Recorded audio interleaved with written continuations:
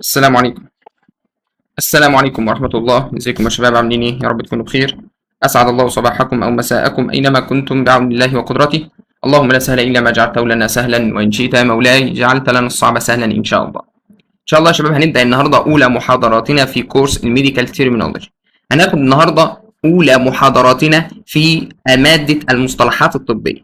تمام. المادة بتتقسم لإيه؟ بتتقسم أول محاضرتين هديك فيهم بيزك نوليدج. تمام.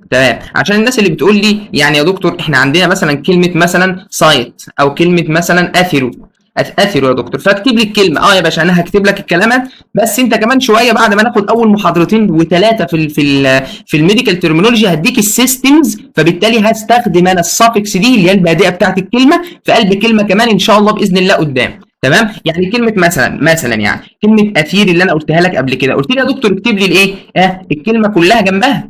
فانا دلوقتي بدل ما اكتب لك الكلمه جنبها، لا انا اديتك هجيب لك السيستم ذات نفسه، هجيب لك المرض ذات نفسه في ايه؟ في تبع الكارديو فاسكولار سيستم. يعني تبع يعني دلوقتي كلمه اثير دي تبع ايه؟ اثير دي كلمه بلاكيو، يعني شوف ايه في قلب الايه؟ الاورده والايه والشرايين. فانا هجيب لك الكلمه دي في ريليتد للديزيز بتاعها، يعني الديزيز ذات نفسه او المرض ذات نفسه هجيبه لك، وهجيب لك الايه؟ الميديكال ترمينولوجي والمصطلحات الطبيه الخاصه بكل السيستم كله. تمام. فهجيبها لك قدام ان شاء الله. انا عايزك بس تعرف الكلمه معناها ايه، بس ده اللي انت اللي مطالب منك يعني. تمام ماشي. نبدا مقدمه بسيطه كده يا شباب. بيقول لك الديفيشن اوف ميديكال ترمينولوجي. انا كلمه الميديكال ترمينولوجي دي جت منين؟ هل جت من انهي لغه؟ جت من اللغه الانجليزيه ولا جت من اللغه البريطانيه ولا جت منين بالظبط؟ ايه اصلها يعني؟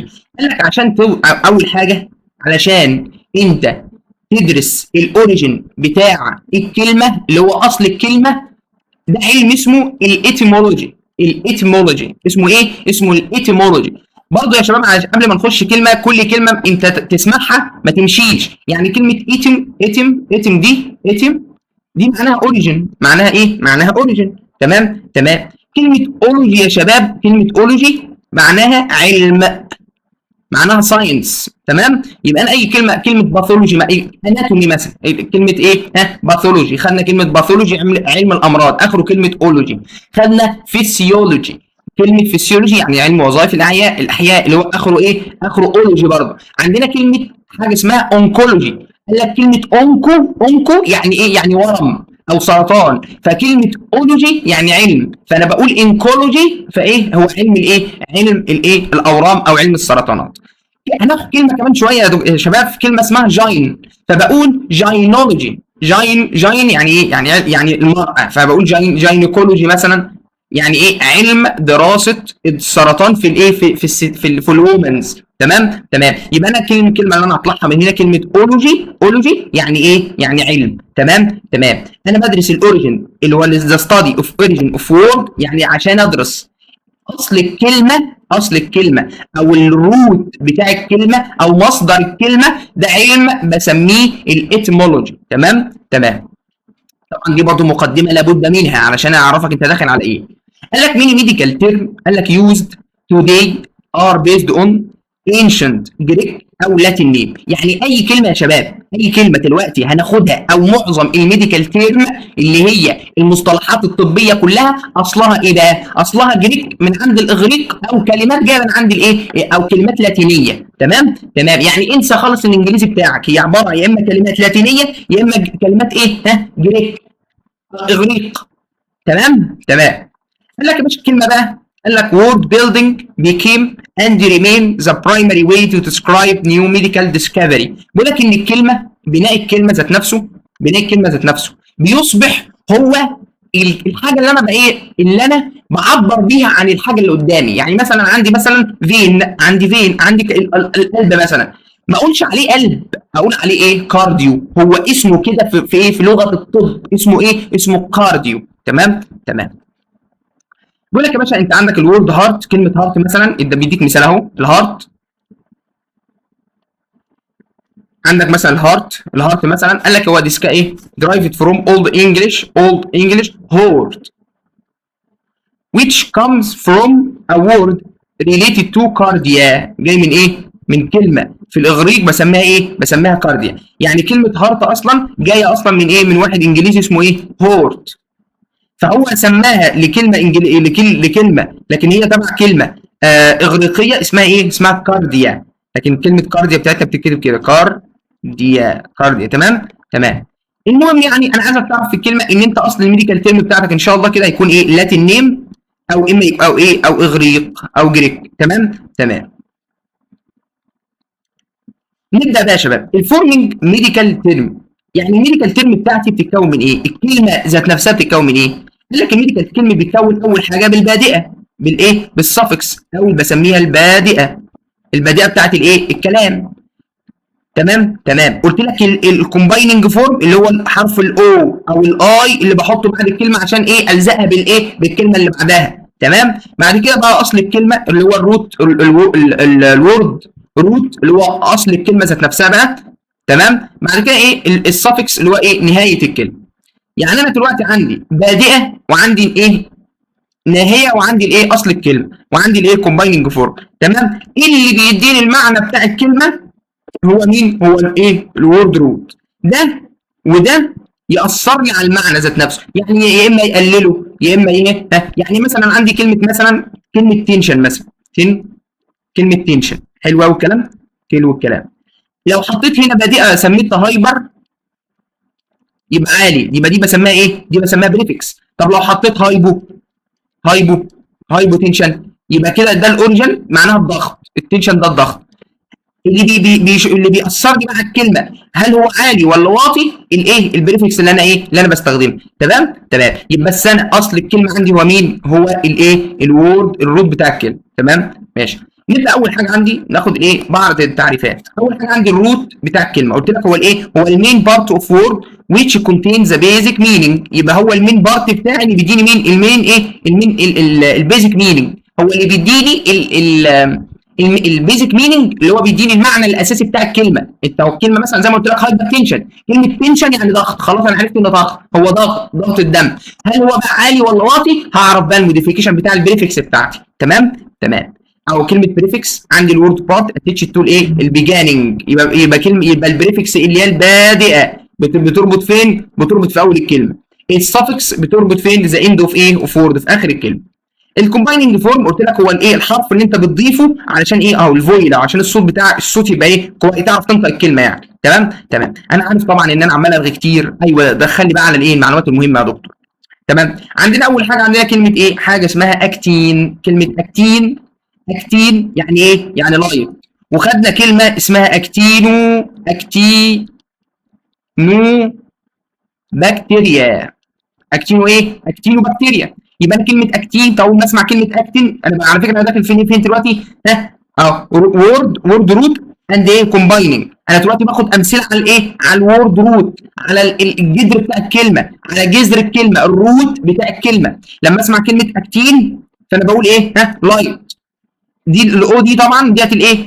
دي السفكس، دي الكومبايننج فورم. يبقى لما اقول كلمه اكتينو بكتيريا، اول ما اسمع كلمه اكتين يبقى انا عباره عن لايت، حاجه كده ايه؟ ده اللون بتاعها فاتح. تمام تمام. كلمه اير، اي ار، اير معناها اير، معناها هواء او غاز. تمام. بقول عليها ايه بقى؟ قول لي يا دكتور اسمها زي مثلا كلمه ايرو سول سيستم. ايروسول، طول ما تسمع كلمه ايروسول انت اول حاجه عندك ايرو يعني ايه؟ يعني غاز، يعني حاجه تبع الغاز. تمام تمام. بعد كده الروت اللي بعد كده عندنا كلمه اثير. كلمه اثير، كلمه اثير يعني ايه؟ يعني بلاكيو او فاتي سبستانس. يعني عباره عن ايه؟ لما اقول لك اثيروسكليروزس مثلا، كلمه اوزس، خلي بالك كلمه اوزس يا شباب يعني ايه؟ يعني اب نورمال، يعني حصل ديفكت، حصل حاجه مش كويسه، حصل ديزيز، حصل مرض. كلمه اوزس يعني حصل مرض. لما اقول كلمه اثيروسكليروزس يعني حصل بلاكيو، يعني اللي هو ايه؟ حصل بلاكيو او ترسبات للفات في الايه؟ في الدم. ما بتلاقيش واحد كده تقول له يقول لك ايه؟ انا عنده تصلب للشرايين. تصلب في الشرايين يعني ايه؟ تصلب في الشرايين يعني شويه فات جم في قلب الشريان وتصلبوا في قلب. بس فانت لما واحد يقول لك كلمه اثيروسكليروز تقول والله ده الدكتور قال لي كلمه اثير يعني بلاكيو، فهو عباره عن حاجه كده واقفه في قلب الشريان، بس انا ما اعرفش يعني ايه. بس تمام تمام. كلمه باسيلي يعني ايه؟ باسيلي يعني باسيلاي او بكتيريا. وقلت لك كلمه اصلا باسيلاي ده شكل البكتيريا ذات نفسها، شكل البكتيريا ذات نفسها. ان شاء الله لما تيجي في قسم الميكرو هتاخد باسيلاي وكوكاي وسبايرو، الاشكال بتاعت الايه؟ بتاع البكتيريا ذات نفسها. كلمه كلمه بار معناها ويت او بريشر، معناها ويت او ايه؟ او بريشر. لما اقول لك كلمه باروميتر ده يعني ايه؟ كلمه بار يا دكتور، بار يعني بريشر ضغط، ميتر يعني جهاز، يعني جهاز بستخدمه في الايه؟ في قياس الضغط. تمام؟ باروميتر. ماشي. نخش على اللي بعدها كلمه ايه؟ بالاستو. يعني ايه بالاستو يا دكتور؟ اماتيور سيل. يعني ايه برضه؟ قال لك يا باشا انت عندك الخلايا بتاع الجسم يا اما تكون حاجتين، يا اما تكون ماتيور يا اما تكون اماتيور. يعني ايه ماتيور واماتيور؟ الخليه بتاعتك دي اللي هي بتكون ماتيور يعني كبيره، يعني ليها وظيفه بتعمل حاجه معينه، لكن الاماتيور بتكون خليه ايه؟ لسه مولوده صغيره، جنين ما بيعملش اي حاجه خالص. تمام؟ فبسميها بلاستو. لما اقول لك كلمه مثلا حط كلمه بلاستوما، لما اقول لك بلاستوما، كلمه اوما يعني ايه؟ اوما يعني ورم. فلما اقول كلمه بلاستوما فايه؟ فعباره ده بيديني انديكيشن لايه؟ ان انا عندي كانسر في الاماتيوب سيل. تمام؟ قال لك كلمه بعد كده عندي حاجه اسمها كارسين يعني ايه؟ كارسين يعني كانسر. كارسين يعني ايه؟ يعني كانسر. وقلت لك برضه فرقت لك بين كلمتين، كلمه اوما وكلمه كارسين. اوما يعني ورم، وليس كل ورم كانسر. تاني معلش الحته دي مهمه، عشان لما اقول لك كمان شويه اقول لك كارسينوما، اقول لك الحته دي دخلت ايه؟ كارسينوما، احط كلمه ايه؟ اوما، فاقول كلمه كارسينوما. فلما ادخل كلمه كارسين دي جنبها اوما، خلي بالك الكانسر، كلمه كارسين معناها كانسر، ده كانسر سيل، يعني خلاص الخليه ابنورمال، بتطلع حاجات ابنورمال كده، وممكن لو الخليه دي مثلا بتطلع هرمون فهتطلعه بكميه كبيره قوي مش هنعرف نتحكم فيه، فده كانسر. لكن كلمه اوما معناها ايه بقى؟ معناها ورم. معناها ايه؟ ورم. ومش اي ورم في الجسم معناه ان هو ايه؟ يكون كانسر. لا طبعا في ورم، في عندك مثلا لو انت مثلا عندك مثلا احتقان في الايه؟ في الفم مثلا، احتقان في الايه؟ في الحلق. ما هو الاحتقان في الحلق ده يا حبيبي ساعات بيبقى ورم، ساعات بيبقى ايه؟ ورم، بيبقى ايه؟ اديمه. الاديمه دي برضه بتبقى ورم. ايه الاديمه ده يا دكتور؟ الاديمه دي تجمع ميه تحت الجلد، بتلاقي الجلد كده ايه؟ بتلاقي ايدك كده كبرت، فبسميها اوما. اللي هي اوما يعني ايه؟ يعني ورم او تيوب. تمام. قال لك بعد كده عندي الكلمه اللي بعدها كوروندرو قلت لك يعني كلمه كارتلج. ايه الكارتلج ده يا دكتور؟ فاكر انت قلت لك ان انت عندك الحبل اللي هو اسمه ايه؟ الكارتلج. بص انت عندك مثلا وانت اخدت في الفقرات بتاعه الظهر، بين كل فقره في كارتلج، حته كارتلج كده. تمام. فبسمي كلمه، ما تقولش كلمه كارتلج بقى، تقول ايه؟ تقول كوندرو. يبقى كلمه كروندرو يعني ايه؟ يعني كارتلج. عندي مرض مشهير اسمه ايه؟ اسمه كوندرو كالسينوزس. اسمه ايه؟ اسمه كوندرو كالسينوزس. انت لو اتقال كلمه كوندرو كالسينوزس دي على سمعك هتقول ايه؟ هتقول والله يا دكتور الدكتور قال لي كلمه اوزس يعني ايه؟ يعني مرض. طب كلام جميل. كلمه كالسم ماشي. كروندرو يعني كارتلج، يعني ايه بقى؟ يعني انت من غير ما تعرف اي حاجه، هو عباره عن ايه؟ عباره عن حصل حاجه ابنورمال في الكالسيوم اللي موجود في الكوندرو، اللي موجود فين؟ في الكارتلج. كلمه كوندرو كالسينوزس يعني ترسب الكالسيوم في قلب الايه؟ في قلب الكارتلج. تمام. كلمه صيانو ديت يعني ايه؟ صيانو يعني ايه؟ بلو. لما اقول لك كلمه عندي مرض اسمه صيانوزس، اسمه ايه؟ صيانوزس. تمام. صيانوزس يعني بلو. سموه بلو ليه بقى؟ بلو ليه؟ قال لك يا باشا وانت واقف في الاستقبال كده ان شاء الله باذن الله كده هتلاقي تلاقي المريض داخل لك صوابعه من قدام زرقاء، لونها ازرق. فحصل له ايه بقى؟ حصل له صيانوزس. وخلي بالك كلمه صيانو جروب اللي هي السي تريبل بوند ان دي، خلي بالك دي برضه بسميها صيانو جروب. لو في الكيمياء بسميها صيانو جروب، لكن لو في الطب بسميها ايه؟ بسميها صيانوزس. تمام. نخش بعد كده على ايه؟ لسه برضه بنتكلم في، خلي بالك في الورد روت. تمام. الورد روت يعني اصل الكلمه، اللي هي الكلمه اللي هتديني ايه؟ المعنى الاساسي في الكلمه. تمام. قال لك عندي الروت بتاعي بسميه سايت، بسميه ايه؟ سايتو معناها سيل. لما اقول مثلا ايه؟ سايتو معناها ايه؟ معناها سيل. عندنا ان شاء الله باذن الله لما حضرتك تاخد كده ماده اسمها سيتولوجي. اسمها ايه؟ سيتولوجي. انا مش هقول لك معناها ايه بقى، المفروض ده خلاص انت عرفت ان كلمه اولوجي يعني علم، وكلمه سايتو يعني سيل، فكلمه سيتولوجي يعني علم الخليه. تمام؟ تمام. عندي حاجه اسمها ديكسترو. عندي ايه حاجه اسمها ايه؟ ديكسترو. ايه الديكسترو ده يا دكتور؟ رايت، اللي هو ناحيه اليمين. وعندي ليفو ناحيه الشمال. خلي بالك لما ان شاء الله باذن الله تيجي تاخد في الكيمياء العضويه هتلاقي يقول لك في مركب اسمه ديكسترو روتاتوري وفي مركب اسمه ليفو روتاتوري. الديكسترو المركب يلف ناحيه اليمين، اما الليفو المركب يلف ناحيه الشمال. تمام؟ تمام. اللهم ايه؟ الروتاتوري يعني بيلف. تمام؟ تمام. ان شاء الله باذن الله لما تيجي تاخد في الكيمياء العضويه هنقول لك كلمه في مركب ده اسمه ديكسترو وفي مركب اسمه ايه؟ ليفو. تمام يا شباب؟ تمام. يعني انا لما اجي اديك في الكيمياء العضويه ان شاء الله اقول لك ديكسترو ليفو روتاتوري وديكسترو روتاتوري، تقول لي يا دكتور ديكسترو يعني المركب راح ناحيه اليمين، لف ناحيه اليمين، الليفو لف ناحيه الشمال.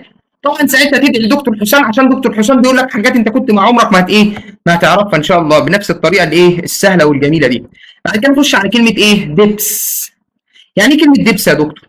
هنا واحد يجي يقول لك في الصيدليه يقول لك يا دكتور ده الراجل ده عنده مرض اسمه دبسوفوبيا. دبسو ايه؟ دبسوفوبيا. كلمه دبس يعني ثيرست يعني عطشان. دبسوفوبيا يعني عنده فوبيا من الميه ان هو يشرب، فعشان كده بيسموه عطشان على طول. تمام؟ تمام. كلمه بعد كده نخش على ايه؟ على كلمه درز. درزل. كلمه درزل يعني ظهري. كلمه درزل يعني ايه؟ يعني ظهري باك في الدورزل. لما تيجي توصف الكدني تقول هي لاترال دورزل. لا طبعا اللاترال دي المفروض حد يقولها لي يا شباب من الناس اللي بتسمعني. كلمه لاترال يعني بعيد عن الميديان، فبقول هي طب لما تقول لاترال يا دكتور هتقول لي قدام ولا هتقول لي هي ورا؟ لا هقول لك دورزو لاترال يعني حته في الايه؟ في الظهر كده. تمام؟ كلمه دورزو يعني باك ولاترال يعني بعيد عن الميديان، فبالتالي بتكون دورزو لاترال. تمام؟ تمام. عندنا في خلايا الدم الحمراء اسم خلايا الدم الحمراء بسميها ايه بقى؟ قال لك كلمه اريثرو يعني احمر يعني ريد. اريثرو يعني ايه؟ يعني احمر. فكلمه كرات الدم الحمراء بقول ايه؟ اريثروسايت. واحد من ورا البتاع يقول لي يا دكتور كلمه سايت دي انا ما خدتهاش، اقول لك غلط، خدتها يا حبيبي فوق اهي. كلمه سايت اهي يعني ايه؟ يعني سيل. فقلت لما اقول لك كلمه اريثروسايت يعني خلايا كرات الدم الايه؟ الحمراء. كلمه تون يعني اله الايه؟ تنشن، بسميها بمعنى تنشن. تون يعني تنشن. تمام؟ تمام. قال لك او قوه، خلي بالك اله القوه كان اسمه ايه؟ تون. يبقى كلمه تون لما اقول لك ان السمباثيك له الابر تون يعني له الايه؟ القوه على مين؟ على القوه. كلمه تون يعني تنشن بريشر او ضغط. كلمه ان واحد يكون له التون على واحد يعني له الضغط، يعني لما واحد يضغط على واحد اللي هو ايه؟ قوي عنه. تمام؟ تمام. قال لك عندي كلمه اسمها ذنثو. كلمه ايه؟ ذنثو معناها ايه؟ يلو، معناها ايه؟ اصفر. تمام؟ تمام. يبقى انت خدت كلمه اريثرو معناها احمر ريد، وخدت كلمه زانسو معناها ايه؟ معناها يلو. تمام؟ تمام. نكمل في الروت. الملك اللي حضرتك بتشربه، اللبن اللي حضرتك بتشربه اسمه ايه؟ اسمه جلاكتو. اسمه ايه؟ اسمه جلاكتو. تمام؟ ماشي. طبعا انا مش هقول لك بصراحه، مش هقول لك الكلمات دي موجوده في ايه، مش هقول لك علشان انا هديها لك كمان شويه. انا بديك بس ايه؟ انت تعرف لي بس كلمه جلاكتو معناها ايه؟ ملك. ده اللي انا مطلوب من حضرتك فقط ولا غيار. كلمه جلاكتو معناها ملك بس، ده اللي انا عايزك تعرفه بس. تمام؟ كلمه جلوكو معناها جلوكوز. كلمه جيرو معناها ايه؟ اولد ايج يعني ايه؟ يعني في علم اسمه ايه؟ في علم عندنا اسمه الجيريونتولوجي. جيريون اهو جيرونتولوجي. كلمة جيرو يعني ايه يا دكتور؟ يعني راجل كبير في السن. اولوجي يعني علم كبار السن، مش علم كبار السن اللي هو انت تروح تعلمه الحياه، لا خالص. عندنا حبيبي في الطب انت بتدي كام فئه؟ عندك فئه الاطفال فلهم ادويه معينه، وعندك فئه الادلت لهم فئه معينه هم الناس الكبار، وعندك فئه الناس اللي اكبر من 60 بسميهم الجيرياتريك بيشن اللي هم الكبار السن، فدول لهم تعامل خاص في الطب فبسميهم ايه جيريونتولوجي. تمام. عندي كان حاجه اسمها جلايكو معناها شجر، معناها سكر. تمام. قال لك كلمه جاين يعني ايه وومن. لسه قايل لك فوق ان انا عندي حاجه اسمها جاينكولوجي يعني ايه جاينكولوجي يعني علم، او جاينولوجي يعني ايه يعني علم النساء، اللي هو العلم النساء ايه اللي هو التخصص ايه تخصص نساء وتوليد. تمام. مش اسم التخصص كده، لا انا بديك مثال يعني. قال لك جاين يعني ايه يعني وومن. تمام. حتى كمان يا عم لا في سبزيتوري في الصيدله اسمه ايه؟ اسمه جاينيزول. لا اسمه ايه؟ اسمه بالعربي اهو جاينيزول. كلمه محطوط جاين ليه في الاول؟ علشان هو خاص بمين؟ بالنساء. تمام. يبقى كلمه جاين يعني ايه؟ يعني وومن. تمام. الروت لسه في الروت، كلمه لاكت يعني ايه؟ ميلك. كلمه لاكتو يعني ايه؟ ميلك. وعندي فوق كلمه ثانيه اسمها جالاكتو، خلي بالك جالاكتو ميلك برضه، الاثنين معناهم واحد. ماشي تمام. بعد كده عندي ليوكو يعني ايه؟ ابيض. فلما اقول ليوكوسايت يعني كرات الدم الايه؟ كرات الدم البيضاء. عندي حاجه اسمها ليثو. ليثو يعني ايه؟ يعني ستون، يعني حصوه. ان شاء الله الناس بتوع علوم صحيه ان شاء الله لما يروح هناك في قسم او الناس بتوع طب بشري ان شاء الله هتلاقي في جهاز اسمه ايه؟ اسمه ليثو تريبسي. اسمه ايه؟ ليثو تريبسي. في اي هنا تريبسي. ليثو تريبسي يعني الجهاز اللي بستخدمه في تفتيت حصوات الكلى. تمام. ان شاء الله اكتب كده على جوجل اسمه ليثوتريبسي، هتلاقي عامل زي جهاز كده، عامل زي الرنين. تمام ماشي. كلمه ناركو يعني ايه؟ يعني واحد نايم، سليب. كلمه ناركو يعني سليب. في مرض عندي مشهور اسمه الناركوليبسي، ان المريض وهو ماشي والله في بتاع كده فعلا، في اسمه ايه كده، تلاقي المريض ماشي كده جاي من السوق مثلا، جايب اي شنطه في ايده، تلاقيه واقف في الطريق ينام شويه، هو ده اسمه ناركوليبسي. ده مرض اسمه ناركوليبسي. تمام. او مثلا تلاقي الشخص مثلا الطفل قاعد في الفصل، تلاقيه مره واحده نام على نفسه، فده اسمه ايه؟ ناركوليبسي. تمام. عندي حاجه اسمها نيكرو. عندي ناركو وعندي نيكرو. كلمه نيكرو يعني ايه؟ يعني ديث، مات. يعني ايه؟ مات. عندي بروجرامنج الخليه ما بص خلي بالك، ما ربنا ده حكيم. لما الخلايا بتكبر في السن انا مش عايزها، الجسم مش عايزها، فنعمل ايه؟ قال لك الخليه بتموت نفسها علشان ايه؟ علشان تحلل نفسها واعمل ايه؟ ريجنريشن ليها، واعمل خليه ثانيه جديده تكون ايه؟ شابه. تمام. فيجي الخليه لما تكبر في السن تعمل عمليه اسمها نيكروزس. اسمها ايه؟ نيكروزس. وان شاء الله من هنا في الباثولوجي هتاخد الايه؟ مع نيكروزس يعني ايه؟ يعني ديث، ان الخليه تموت. تمام. لسه تاني مع الايه؟ مع الروت. عندي حاجه اسمها نوكتي. عندي حاجه اسمها ايه؟ نوكتي او نوكت. كلمه نوكت يعني نايت، يعني بالليل. تلاقي واحد مريض السكر، تلاقيه يصحى الصبح، يصحى بالليل في وسط النوم، تلاقيه كل شويه بيصحى عشان يروح الحمام. فبسمي المرض عنده ايه؟ نوكتوريا. اسمه ايه؟ يوريا يعني ايه؟ يعني ميه. فايه؟ فبيخش الحمام ايه؟ يتبول، فاسمها نوكتوريا. يا ابني انا بديك علم يا ابني، والله بديك علم. فكلمه انت خلاص تعرف كلمه نوكت يعني نايت. الدكتور قال لي خلي بالك الكلام ده ما فيهوش حاجه، بيعتمد عليك انت برضه انك عارف. احفظ لي خلي بالك، احفظ لي الروت، عشان كمان شويه لما ناخد السيستمز هتلاقيني بقول لك عندي حاجه اسمها فاسكولار او كارديو، اقول لك اثيروسكليروز. انا اديتك اثيرو خلاص، فانا هديك الكلمه كامله بقى. تمام. ما تقلقش مني، انا بديك هنا الحته دي انتروداكشن، وهتشوف فيما بعد ان شاء الله. عندك كلمه نوكت يعني نايت. تمام. اونكولوجي، عندي حاجه اسمها اونكولوجي اللي هو علم الاورام. يبقى كلمه اونكو يعني تيومر. تمام. يجي واحد يقول لي يا دكتور طب انت مديني حته فوق اسمها ايه؟ اسمها اوما. حاجه اسمها اوما. اوما قلت لي يعني مرض. تمام تمام. ما هو اوما يعني مرض يا حبيبي. لما اجي مثلا اقول علم الاورام، هقول اومولوجي؟ في حاجه اسمها اومولوجي؟ لا، هقول اونكولوجي. هقول ايه؟ اونكولوجي. فهستخدم الكلمه دي في التعبير عن اللفظ ده. لكن لما اقول مثلا كارسينوما، كارسينوما يعني ايه؟ يعني كانسر في ورم. تمام، هستخدم كلمه اوما، مش هقول كارسينكوما، أو مش هقول كارسين اونكو، مش هقول الكلام ده. تمام تمام. فكلمه اونكو يعني ايه؟ يعني تيومر. كلمه باثو يعني مرض، ديزيز. فلما اقول كلمه باثولوجي، باثولوجي يعني علم الايه؟ ها؟ باثولوجي يعني ايه؟ يعني علم ساينس. فاقول كلمه باثو يعني باثولوجي يعني علم الامراض. تمام تمام. كلمه فاجو يعني ايه؟ ياكل. لما اقول لك راجل واحد يقول لك انت ايه؟ انت مفجوع. الكلمه جايه من كلمه ايه؟ فاجو.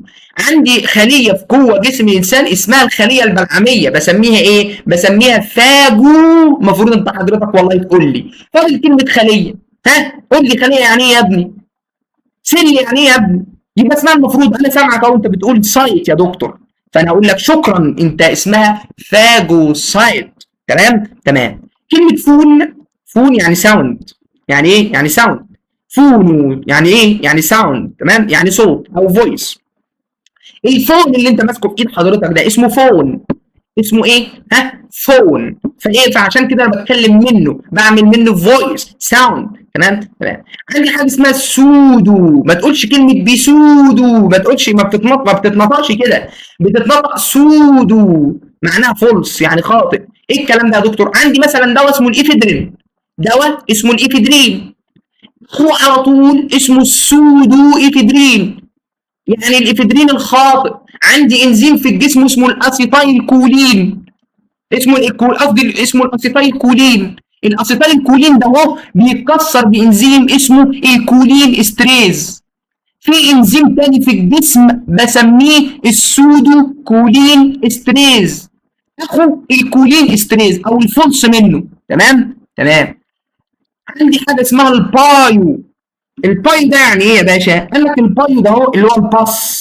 عارف الباص اللي هو ايه؟ اللي هو الصديد، اللي هو ايه؟ الصديد. فلما اقول كلمه بايو نفروزس، يا سلام على الكلمه الحلوه دي، بايو نفروزس، نفروزس. بايو نفروزس يعني ايه؟ المفروض انت تقول لي كلمه اوزس يعني مرض. خلاص، انا خريج من الدكتور حسام، انا خلاص خدت العلم منه، فانا عارفه. اوزس يعني علم، يعني مرض.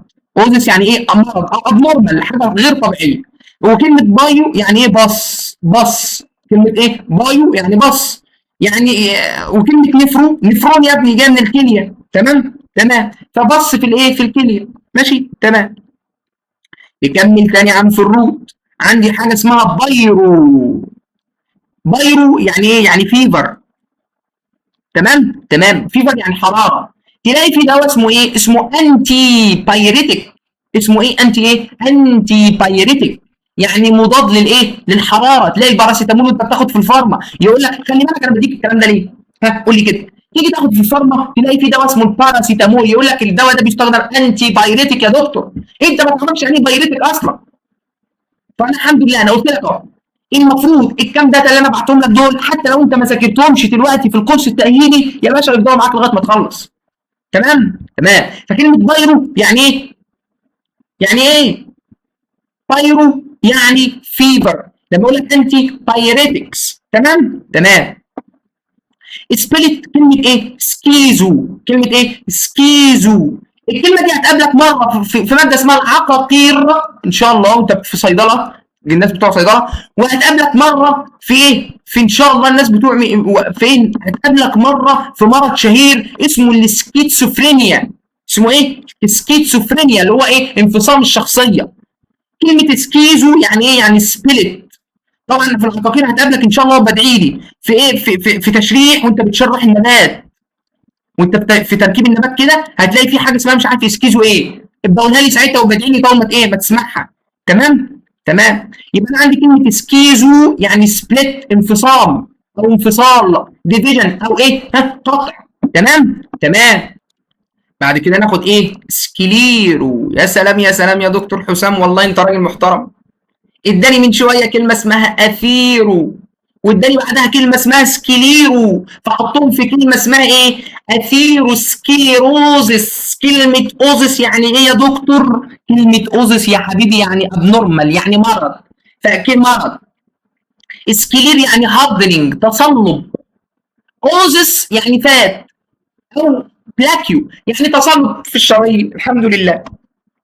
تمام. يبقى كلمه سكلير يعني ايه؟ يعني هاردنج. تمام تمام. كلمه سوماتو، سوماتو يعني بادي او خليه، لا البادي لا الجسم، جسم يعني جسم.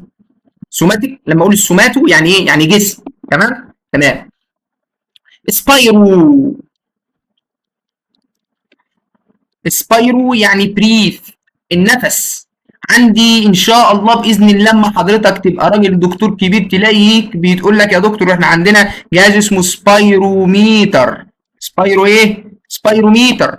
سبايروميتر طبعا انت لو نفترض دلوقتي دخلت المستشفى مثلا مع ايه؟ مع اي حد مثلا صاحبك ولا اي حاجه، فقالوا لك ايه؟ يا دكتور احنا هنحط الراجل ده على جهاز اسمه جهاز السبايروميتر. طبعا انت ما تعرفش حاجه، انت لسه على الله في سنه اولى ان شاء الله يعني ما فيش، لكن انت عارف ان انت واخد الكورس التاهيلي مع الدكتور حسام، وعارف كلمه سبايرو يعني بريثنج، وميتر يعني جهاز يعني بقيس، فخلاص سبايروميتر يعني بقيس ايه؟